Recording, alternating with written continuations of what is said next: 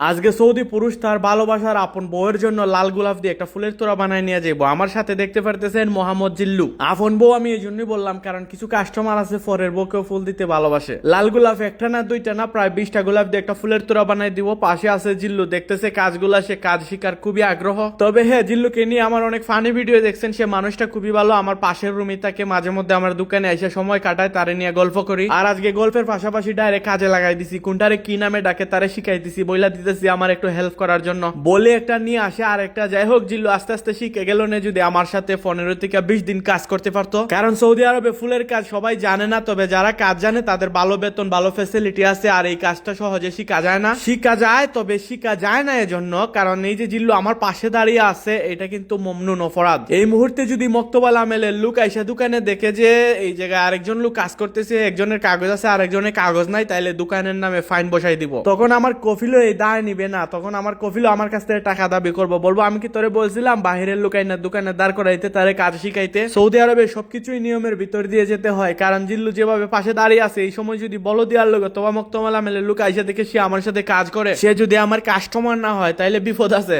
তো এই জন্য অনেক ভাই ব্রাদারের মেসেজের রিপ্লাই আমি ঠিক মতো দিতে পারি না। অনেকে চান আমার সাথে থেকে কাজ শিখবেন, আমার কাছে থাকবেন, শুধুমাত্র এই সুযোগটুকু নাই বলে অনেকে কাজ শিখতে পারে না, নয়তো হাজার হাজার ফ্লোরিস্ট তৈরি হতো, ভালো ভালো বেতনে ছোট বড় শহরে কাজ করার সুযোগ পাইতো। আমিও একটা সময় নতুন ছিলাম, জিল্লুর মতো এভাবে দাঁড়িয়ে থাকতাম। একজনের পাশে কাজ জানা ছিল না, আমার কফিলে তার পরিচিত এক ফ্রেন্ডের দোকানে নিয়ে দিছিল কাজ শিকার জন্য। ঠিক এইভাবে জিল্লুর মতো পাশে দাঁড়িয়ে দাঁড়িয়ে এক নজরে কাজগুলা দেখতাম। তারপর পেপার আর প্লাস্টিকের ফুল বাসায় নিয়ে বিভিন্ন ধরনের কাজ করে আমি অভ্যস্ত হই। আর বর্তমান সময় আইসা যদি আপনি কোনো কাজকে কঠিন মনে করেন তাহলে সত্যি আপনি বোকা। আমি প্রথমে শুধুমাত্র ইউটিউবে বিভিন্ন দেশের ফ্লোরিস্ট যারা ফিলিপাইনি, ফ্রান্সি, তাদের কাজগুলা দেখে আমি আয়ত্ত করতাম চোখের ভিতরে। তারপর ওই কাজগুলারে আমি একবার দুইবার ট্রাই করতাম নিজের হাতে, আর এক দুইবার ট্রাই করতে করতে একটা সময় হাত চালু হয়ে যায়, সব কাজে অভ্যস্ত। আর আমি এটা মনে করি যারা রেগুলার আমার ভিডিওগুলো দেখেন তারা হয়তো কাজের 50% অলরেডি আইডিয়া করে ফেলছেন। আর যদি হাত দিয়ে কয়েকবার করেন তাইলে আপনি 100% না হয় 80% কাজ আপনি জানা হয়ে যাবে।